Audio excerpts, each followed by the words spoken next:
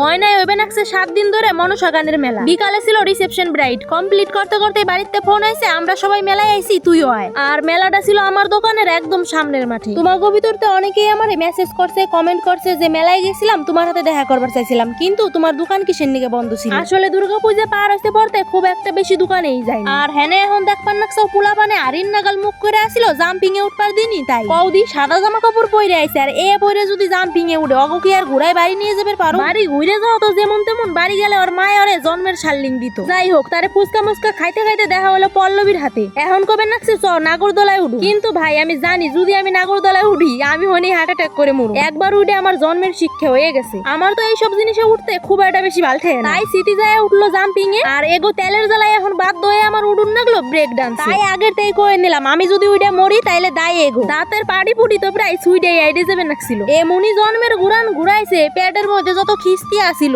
সব বেরিয়ে। বর্ষা তো নাইমে পাও ধরে বহে পড়ছে, কয় আর জীবনে উড়ুম না। তারপরে গেলাম হইছে ফুলের দোকানে, কিছু তো আর কিনুম না, তাই কয়টা ফুলই কিনে নিলাম। আর প্রত্যেক মেলায় যায় ফুল কিনা হয়েছে আমার আদিম যুগের স্বভাব। তাই হোক, পোলা পান্ডে ঠাউর ঠুর দেখায় নিয়ে চলে আসলাম বাড়ি।